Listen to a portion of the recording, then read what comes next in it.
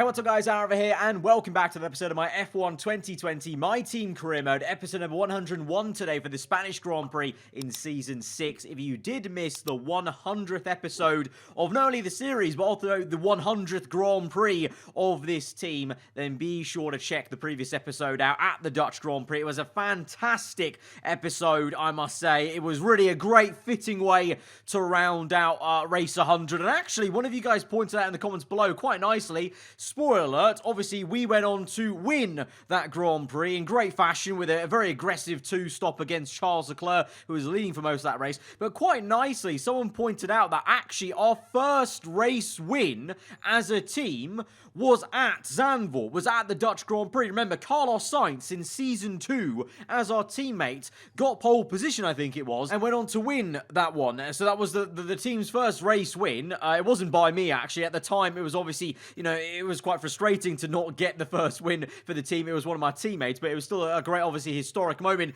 in this series, and I actually didn't realize that at the time, so that actually wrapped up so nicely. I mean, I said it was quite poetic anyway, you know, qualifying P7 as it was, my lucky number 7 on that grid, going on to win it in the fashion that we did with that very aggressive two-stop was really a lot of fun, but then that added to it, really made that a really special episode. So yeah, definitely if you didn't see that one, definitely go check it out, would recommend. But we're going to move on then to the very next one, round number 3 of this season. At the moment, we go into this one leading the championship then, but it's very early days, so it doesn't mean too much. But I did say at the end of the last episode, quite nicely, and funnily enough, myself and Gasly still end up being 1-2 in the championship here, despite being, you know, in different surroundings. Obviously, we've changed the team completely to a Vodafone Mercedes kind of operation with that new title sponsor and main sponsor, and Gasly has gone to the actual Mercedes Works team at the Silver Arrows and is looking to take charge of that team, it would seem, as he leads Verstappen after an unfortunate DNF for the Dutchman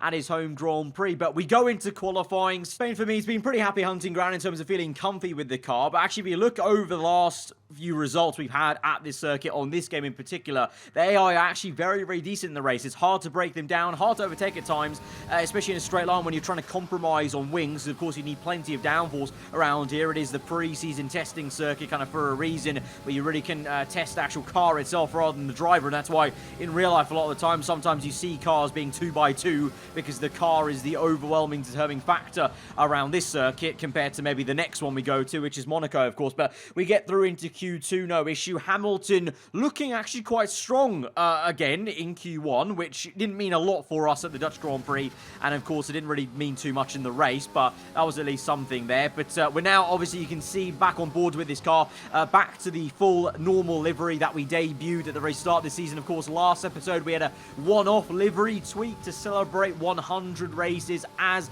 Arab Archer Racing, but we're now back with the full red and chrome silver, and as I said at the Dutch Grand Prix, in the full daylight compared to the night sky Bahrain, definitely this car is looking a little bit more chrome-like than it did in that first round, so hopefully you guys are enjoying that. But in Q2, at the moment, we set one first lap on the medium tyre, because I saw Leclerc and Sainz going on mediums. That will open you up to a one-stop maybe for tomorrow's race, so I tried it. We only qualified P10, Sainz P11, surprisingly, so both myself and the Spaniard need to go again. We do, unsurprisingly, improve by a lot going on to the fastest compound, and actually, ironically, myself and Sainz go from P10 to 11 to P1 and 2, but a big shock is Pierre Gasly in the Mercedes car. I just talked about him doing well against Verstappen. He's been knocked out again in Q2. He got knocked out in Q2, remember, last episode. So despite actually getting good race results in qualifying, he's turned from what used to be the qualifying man, remember, getting every single pole position when he could,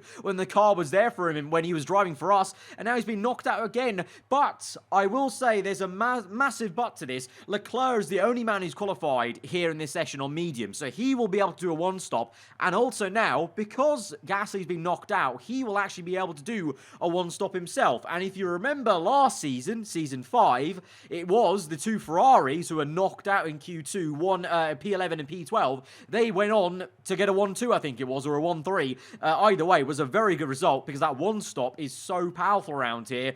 But obviously obviously, you can't have everyone trying to aim for that, because then you wouldn't, you would have some smaller teams out qualifying you. So a load of us, and majority of us, have had to just go onto the soft compound and kind of firm that. But it is kind of an interesting thing that always crops up on the F1 game, is you have the ability to jump a few people if you actually do worse in qualifying, which is always a little bit, frustrating, but also kind of cool in a way. So I don't know. It's going to mean that Gasly is definitely not out of this race, but in a season where the cars are so close together, maybe it might hurt him a little bit to still be down there. Depends on if he can make some moves early on, I guess, and get track position. But Leclerc, if he qualifies well now in the top 10 shootout, he will be in a very good position, because he's going to be on the one stop, and he might be, if he qualifies on the second row, that's an amazing place to be. But we move into Q3, and as you would have seen, as I was talking about all that situation, we actually entered Q3 with a sensor fault. Thankfully, it was only like a 2-minute one, so it didn't really hamper us too much. We can still get 2 runs in here in the top 10 shootout,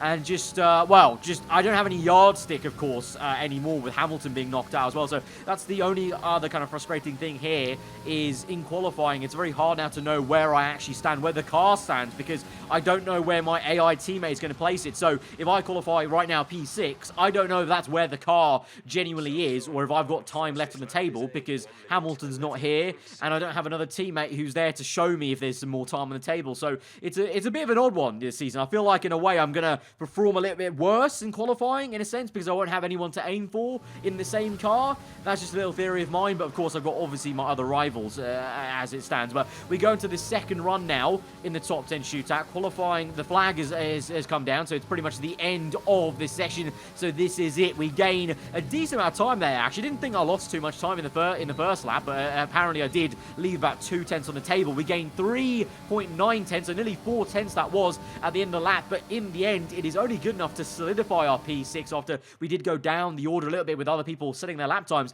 And to my shock, Esteban Ocon, the Frenchman, the man who struggled so much last episode, but was the race winner at Bahrain, of course, is on pole position then. GG's, fair play. Sainz, the home favourite, in second place. Verstappen in a high third place. So showing that Gasly really did muck it up quite a fair bit by being knocked out. And Leclerc, what did I say? P4, second row of the grid, and he's on mediums. So I would put a good amount of money to say that Leclerc will be leading this race by the time we get through halfway. Whether he wins it is obviously a different question, but, you have Gasly, and then obviously the other cars around us who might be quick enough to make a 2-stop work. But for us, I think we're kind of in the thick of it. We're in the fight. I'm not as confident about taking the fight to these guys as I was at Zandvoort, because the 2-stop is it doesn't have the same advantage as it did at Zandvoort. It's very much actually the worst strategy compared to the 1-stop, as you'll see with Leclerc probably come the race. So let's just take it as it goes and see if we're fighting on track when we get to it. Let's go to the grid.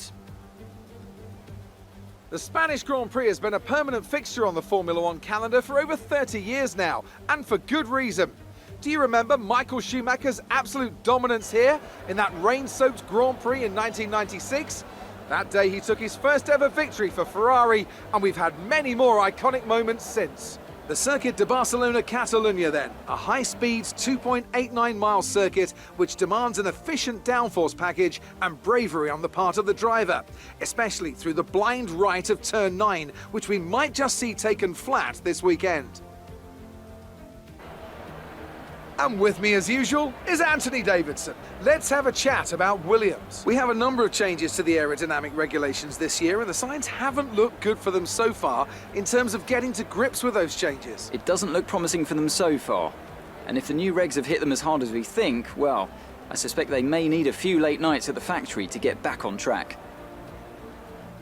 Let's run you through the driver grid order for today's exciting race. Esteban Ocon lines up on pole position. A very happy Carlos Sainz will start second. Looking at the rest of today's grid, we have Verstappen, Leclerc, Lando Norris, and the owner driver, Ricciardo, Bottas, Giovinazzi, and Alexander Albon, Gasly, Hamilton, Nick de Vries, and Stroll, Kvyat, Matsushita, George Russell, and Kevin Magnussen, Aitken, Schumacher, Giotto, and Nicholas Latifi. That's it then, it's time to go racing as we head to trackside for today's race.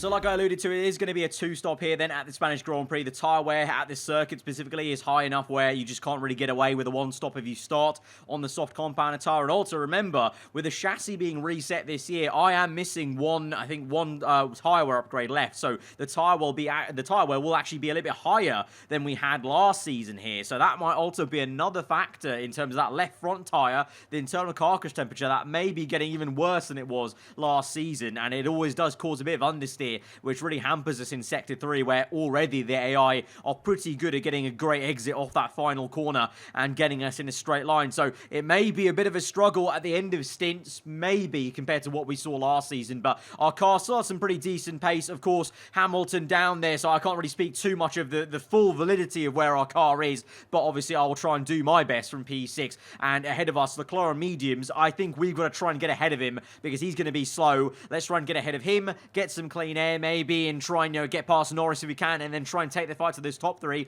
and see what we can do and try and aim for another podium if we can. Obviously a season where it's only 16 rounds, consistency is going to pay out, and even early days, every point is going to matter here when we get down to the final race, in a few weeks' time. So let's go out there and see what we can do. All right, so here we go then from the 3rd row of the grid here at the Spanish Grand Prix. We rev up for round number 3. Fiery lights are out, and we're underway here in Spain, and it's a great start for us compared to Lando Norris. Leclerc also very slow on the harder compound and medium tyres. Ocon's had a shocker of pole position. Sainz goes for the race lead as we dive down the inside of turn 1 and make it 3 wide between myself, Leclerc and Norris. We're so close to tapping the gravel, but we've made it work. We've carved our way through, and it's a crucial overtake on Leclerc. Remember, he's on the slower tyre. We needed to get past him, and we have done, as well as Ricciardo as well, as Rick Bobby has got him. Leclerc dives back down the inside though, and gives him a good fight. Ferrari v Red Bull. Meanwhile, the other Red Bull, Carlos Sainz, the home favourite,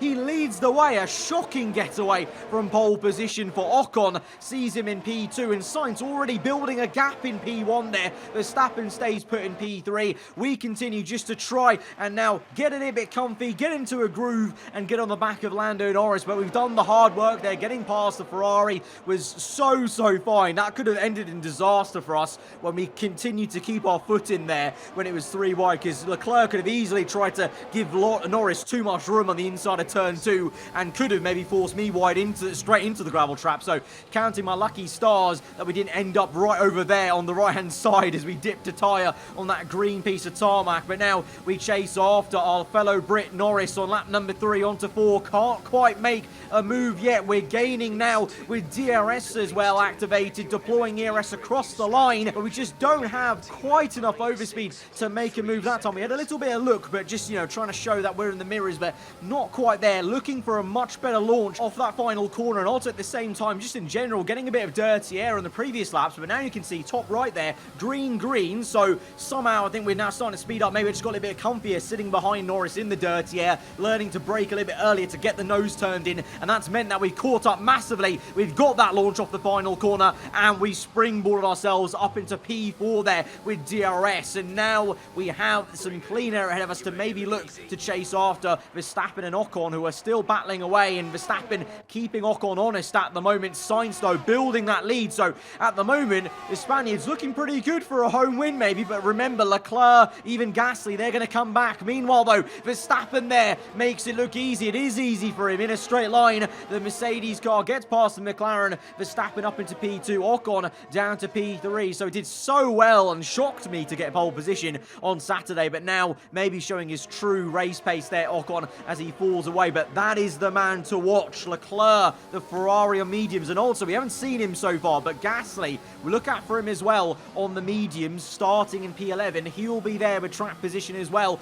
as we now all come in, and all of us in the top 10 that qualified on the soft compounder tasks begin our first of 2 pit stops today for that 2-stop onto medium tyres. Verstappen's in, I'm in, hopefully a decent pit stop onto the yellow wall medium tyre. And actually I think Verstappen lost a bit of time in the pit stops, because I wasn't this close to him, because I can see him right up the road. I definitely was not this close as we entered the pit lane, so I think Verstappen actually got held up a bit in the pit, so that's good news for us. And even better news is, as we go on to the next lap, Verstappen is held up by George Russell of all people in the Alfa Romeo racing car. How ironic here, Russell holding up Verstappen in the Mercedes car, and as as we try and wrestle the car as we get on the curb a little bit too much. We get a great exit though through turns 3, deploying ERS, looking to see if we can overtake the Dutchman round the outside. A little bit cheeky, taking a bit more of the racing track there than is kind of indicated by the white lines, but now going again a bit more fair this time round the outside within the confines of the circuit, and we've made it work the long way round. But Verstappen continues to fight us.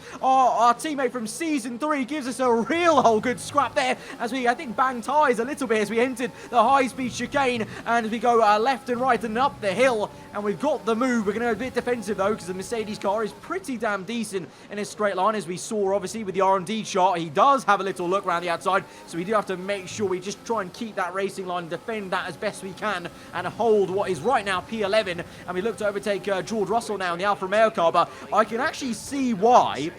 Verstappen actually struggled to overtake George, because that Alfa Romeo car surprised me how good it was in a straight line. I don't think the Alfa Romeo car is particularly high up in the engine chart on the R&D, so I don't know how that Alfa Romeo is so quick in a straight, but I'm actually not now that shocked that Verstappen was held up that much, but it did obviously help us out massively. So in the grand scheme of things, you know, minus Leclerc and whoever else is on a one-stop, we are now effectively in P3, you know, before all the round of pit stops, because it was Sainz, Ocon, Verstappen. We've now overtaken Verstappen, so we're in that kind of P3 slot. But as I mentioned a few times, and I will continue to mention, you know, I think Leclerc has a very good chance of winning this race, because at the moment, as it stands, he is probably right now, as we speak, in the race lead, as we now make a move on Matsushita in the Alpine car. Round the outside, he's another man on medium tyres, and we're going to start catching a load of people that at start on the mediums are outside the top 10, and we're going to have to try and hopefully not lose too much time whilst we overtake those guys. But as I said, and now we confirm that for you visually here, Leclerc is in the lead. Gasly is now in P2, so what did I say about him as well? But it's not just him. Behind Gasly in P2 on the road, P3 you've got De Vries in the AlphaTauri, Stroll, and onto Hamilton, all on the mediums, all started the mediums, all doing a one-stop. So could Hamilton actually have a very good race here? Because that's Sainz, the quote-unquote previous race leader. He's on mediums doing the two-stop, and he's still got plenty of time to kind of bridge and close up to Hamilton, let alone Gasly and Leclerc. So this is going to be very interesting. Stick with us, because this race really won't be determined until the kind of last few laps, or maybe that final pit stop, really, as everyone kind of filters through with the 1v, the two-stop, the tyre wear, the traffic, everything. There's so many kind of different pieces coming together in this puzzle we've got today at the Spanish Grand Prix. But one thing that will be easy, hopefully, for us is to overtake Fiat there in the second Alpine. He gives us a good old fight, to be fair, actually, so I'm surprised.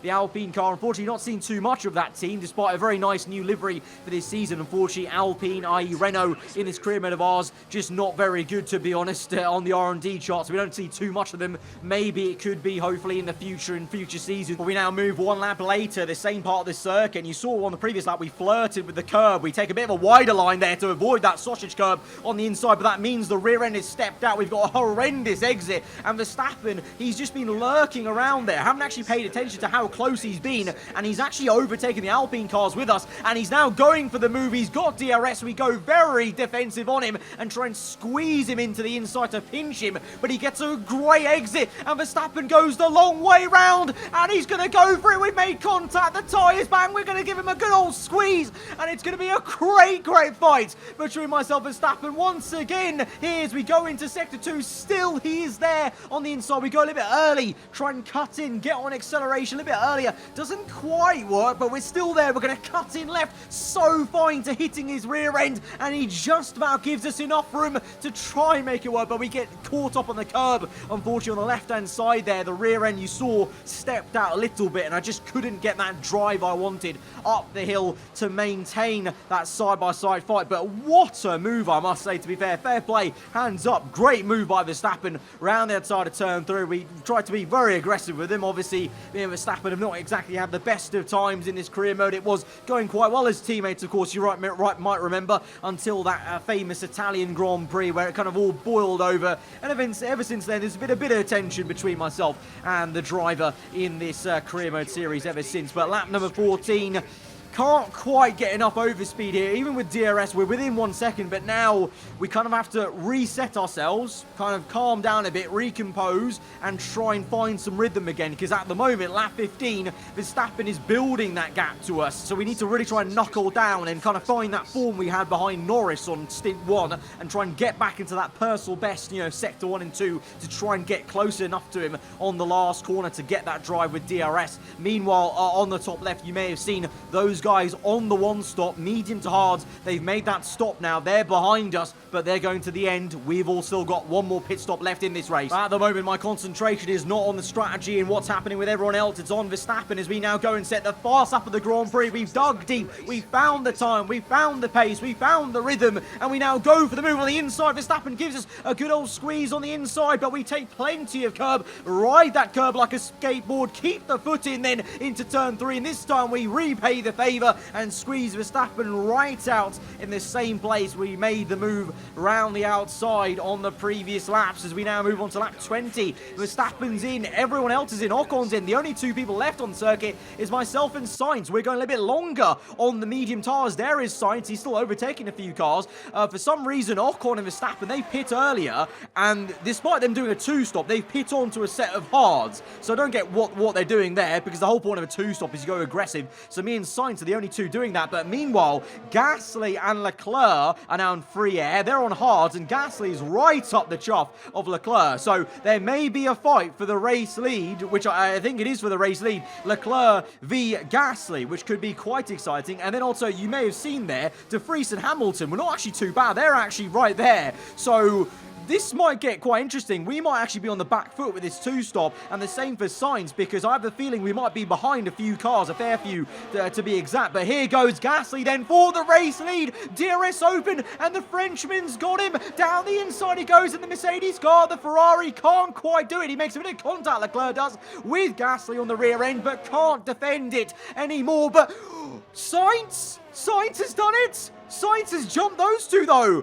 Hang on a minute. So that wasn't for the race lead then, boys and girls. Carlos Sainz has had a blinder race here. The home favourite. He's been so quick on the two-stop, kind of like we were at Zandvoort, and he's actually come out ahead of both those two guys. So it's Gasly in second place, Leclerc in third. Sainz is first place still in this Grand Prix. And as we cut back to our onboard, you can clearly see we're in P8. Ocon is a fair few seconds down the road, and ahead of him are the likes of Hamilton and Stroll. So we have lost out big time in the two-stop. Everyone has, apart from Sainz. Everyone on the two-stop has lost out apart from him. He's the only man who's managed to stay ahead and, you know, jump people. Everyone else, you'll notice, has just gone down by 5 positions. Allo, the 5 people that had enough pace on the one stop to do that jumping with one less stop. So this has now become very, very intriguing for us, because we've now got to do the same thing we did in stint 1 and 2. Dig deep, find that rhythm, and we've got to start banging in at least personal best lap times to try and catch and bridge this 8-second gap. I hope Ocon, for the sake of my race, gets held up a little bit by Hamilton and other traffic maybe, because we've only got a finite amount of laps, 12 laps to be exact, to really push hard and try and recover basically, and try and see how far up the order we can get. And actually, quite nicely, as we mentioned traffic, maybe we actually cut onto scenes there of that pack we're chasing after. Even Ocon himself is having to chase after Hamilton, so that's how badly most of us on two stops have lost out, apart from Sainz apparently. But the difference is I'm also on the mediums, whereas Ocon's on hards for some reason. The same for Verstappen behind me. I don't know why these guys have done a two-stop with hard compound tyres. And we do go on and set a fast lap of the Grand Prix. It's needed with 10 laps to go. The gap is still 7 seconds, so we're still having to push flat out and trying to go as quick as we can. But we've got to hope that Ocon eventually closes up to Hamilton, but then just gets stuck behind him, because Ocon is going to be behind Hamilton, who's going to be stuck behind Stroll, hopefully, in his dirty air. You've also got De Vries in the AlphaTauri, who's doing a madness, by the way. You know, new to that team, of course, not new to Formula 1, used to be in Ferrari, actually, if you remember, in season, what was it, 2 or 3, and then got dropped to Williams, come back to kind of mid-team as AlphaTauri, and his career's kind of been reinvigorated a little bit, I guess you could say. He's doing a fantastic job in what is P4 at the moment, behind Leclerc and Gasly. So, as I've kind of taught you through that, you just seen scenes of me kind of just pushing as hard as I can, overtaking so many lapped cars and trying not to lose too much time whilst we lap those guys. Unfortunately, the only good timing was with Magnussen. Every other lapped car just came at the worst time, mid-corner. That Magnussen was the only one who gave me DRS down that main straight. But there we are then. We're within just over 1 second now, with 4 laps remaining of this Grand Prix, including the one we're on. And now we're very much here in the frame to look to overtake Ocon. But you can see all these guys on hards, they're not going particularly quickly, apart from De Vries, who had a plenty gap to Stroll. So it looks like the max we're hoping for is 3 overtakes here, but it's easier said than done. 3 overtakes in 4 laps around here against the man who got pole position here on Saturday, and also my teammate in Stroll, who has been known to be pretty punchy with his defensive driving in this series. So let's see how this goes. But we've got a good run, and we're also, remember, on the mediums. We've got the advantage once again here in this GP, and we're going to catch Ocon napping, going very slow. We go for a very late kamikaze dive. I must admit, a little bit over-aggressive there as we make a lot of contact with him on the inside, but he was just going so slow mid-apex that I just thought we may as well go for it. And then obviously the AI did that classic thing where I'm there clearly on the inside, I'm now fully alongside him, and he just continued to take his normal racing line and pinch me in and not react to me dive bombing him like he kind of would in real life, I guess. So that was just an unfortunate bit of contact there, but he's so slow, we would have overtaken him anyway. It's just about trying to go as quickly as we can because we don't have too many laps left. But as I say that, Hamilton did not comply with me. Obviously, there's no team orders here. You can't do any team orders in the game. There's no mechanic. I would love to have done because he's clearly the slower driver this season, which is very weird to say about Lewis bloody Hamilton, but it's just true, and he's holding us up so much here, and this is just painful to see as we have to sit behind him for a whole lap this is before we can overtake him as we open DRS now. Rich mix going, ERS deploying, but look at the speed he's got. Obviously the same car, so not surprising, but we have to really go for the big lunge round the outside into turn 1 to get the move done. But we're into P6, and now we've got, what's that, 1 2/3 laps left in this Grand Prix to get P5.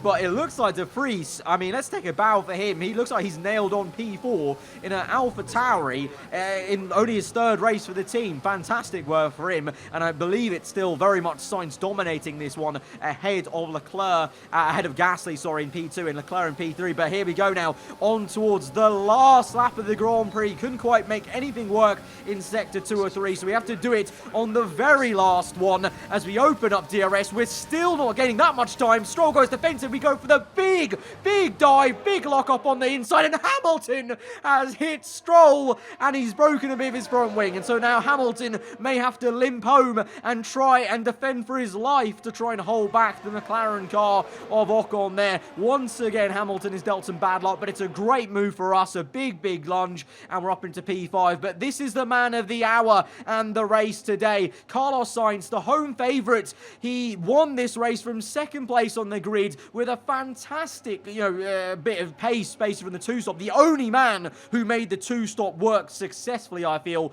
Gasly in a very good P2 from P11, remember. Leclerc P3. De Vries in P4 in the AlphaTauri. A great day for the junior Dutchman. And we move through into P5. A very good race, I would say, personally. I actually am very happy with this race. The pace we showed every single stint to dig deep and find those personal best lap times. And at the end, carving our way through 3 overtakes in 3 laps. Very happy despite only being P5. A real team effort which has paid off in spades. A great victory here at the Spanish Grand Prix. What do you think it was, Ant, that gave them the edge over the competition today? I'd say it was down once again to good, consistent driving, nailing the corners, working to the track conditions, and perfecting the team's strategies. They got all of these things right today, and the results speak for themselves. Red Bull are our winners today after showcasing some incredible driving. There's been a huge push from them lately to stay competitive with the other teams, and they're certainly proving themselves. So, to be honest, I really didn't expect this race win. Red Bull did not look strong in the first 2 races, but they actually qualified very well on Saturday. But I really just expected other people to be up there. But Sainz really shot me, and fair play to him. He had some blistering pace to make a 2-stop work around here against a Ferrari that's very quick, that started on the second row on a one-stop, and Gasly, who was so quick on a one-stop from P11. I mean, to be fair, Gasly's done amazing to overtake Leclerc. Leclerc should be a little bit disappointed by that. He got beaten by me in Zandvoort, and he's been beaten by Gasly, who is a fair few positions behind on the same strategy. So, yeah, a little bit frustrating for him, potentially, and the red suit, but a very good day in the office for Sainz. And again, I don't think it's a coincidence. I honestly think the game, very nicely, you know, it remembers who the drivers who are performing. And I think in the coding, there is some kind of form coding, because it's no coincidence that, again, myself, Gasly are 1 and 2, but then you've got Leclerc and Sainz, your regular suspects, the guys who are my previous rivals, previous teammates, they're up there. I don't think it's a mistake. I think there genuinely is a really nice bit of coding that I really have grown to love in this game, that it seems to remember your rivals, seems to remember the people who are performing well, and it bases the AI performance off the genuine performances out on track. So very cool to see. So it looks like it might be yet again another great scrap with all our former rivals, which would be awesome. I mean, it would be cool to see a new man into the frame. Maybe it could be De Vries. You never know. Very good day today in the AlphaTauri. We'll see how the AlphaTauri team improve, because on the R&D chart they're not too far off the main sister Red Bull team. So we'll see how it goes. Don't want to tempt fate, obviously, and we'll see how kind of other teams progress. McLaren have looked a little bit up and down. You know, won the first race, but now pretty poor 2 races, you would say. So they're going to need to buck up and try and find that consistency they had so often in Season 4, that saw Norris fighting Sainz for the title. But as I said, even though it was only P5, I think we made the most of it. Sainz was the enigma. He was the only man who made the 2-stop work against the 1-stoppers. And so I think we did very well, especially at the end, to have that pace, to catch up to Ocon. 7 seconds we had to bridge, and then overtake those 3 cars in 3 laps. Very happy with that. Guys, if you did enjoy that race, then be sure to smash the like button. Let me know what you thought in the comments below. If you're new around here, then do get subscribed for weekly Formula 1 content. I'll see you guys next time. Goodbye.